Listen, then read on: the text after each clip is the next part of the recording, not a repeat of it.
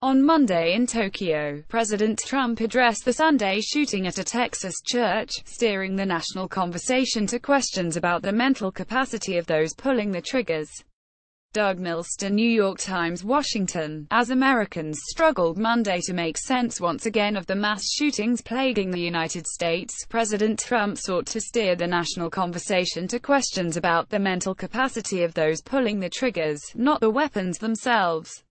Mr. Trump, who has presented himself since his presidential campaign as a strong supporter of the Second Amendment's right to bear arms, weighed in from Asia hours after a man clad in black, wearing a ballistic vest and armed with a military-style rifle, mowed down parishioners in a small-town church in Texas, killing 26 and injuring many more. "I think that mental health is your problem here," Mr. Trump told reporters at a news conference in Japan, the first stop on his 12-day overseas trip.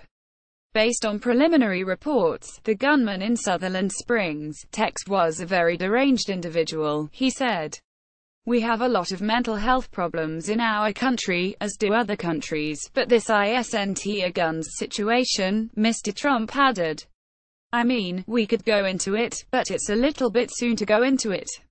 But fortunately, somebody else had a gun that was shooting in the opposite direction, otherwise it would have been, as bad it was, it would have been much worse. But this is a mental health problem at the highest level. It's a very, very sad event."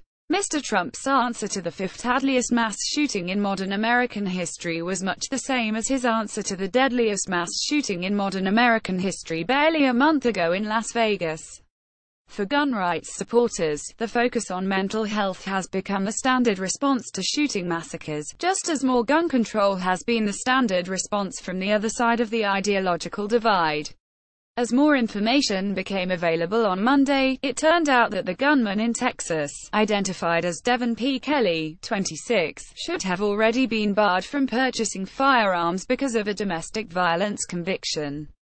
While serving in the Air Force, he was convicted of 2 charges in 2012 by a court-martial after assaulting his wife and breaking his infant stepson's skull.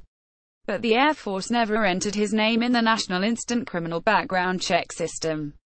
The current law also bans gun sales to anyone adjudicate mental defective or involuntarily committed to a mental institution or incompetent to handle own affairs. But the database relies on states to transmit such information to the federal government, and compliance is patchy depending on the state. Mr. Trump made no suggestion on Monday that he would follow up his assessment of the Texas shooting with any concrete policy proposals. After the Las Vegas massacre, he indicated that he would consider new restrictions on so-called bump stock firearm accessories that can convert a semi-automatic rifle into an automatic weapon, but so far he has not followed up. Shortly after becoming president, Mr. Trump signed legislation repealing a regulation enacted by President Barack Obama intended to add the names of mentally ill Americans registered with the Social Security Administration to the database for gun purchase background checks. The regulation, a response by Mr. Obama in part to the 2012 school shooting in Newtown, Con, would have affected those unable to work because of severe mental impairment and unable to manage their own Social Security financial benefits.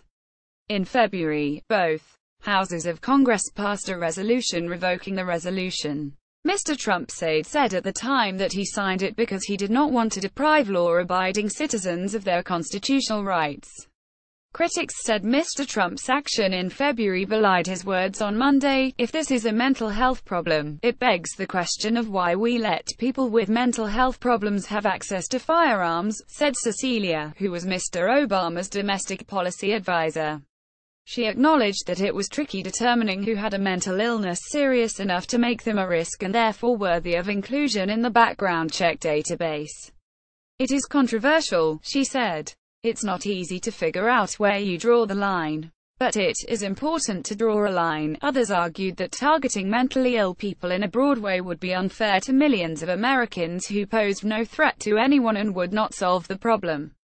Jeffrey Swanson, a psychiatry and behavioral sciences professor at Duke University, said a study of 82,000 people given a diagnosis of serious mental illnesses in Florida between 2002 and 2011 found that they were no more likely to use a gun to harm others than the rest of the population, about 213 crimes annually per 100,000 people compared with 217. There's this horrible mass shooting, and it's so disturbing and so frightening and so irrational, and people want an explanation for it, he said.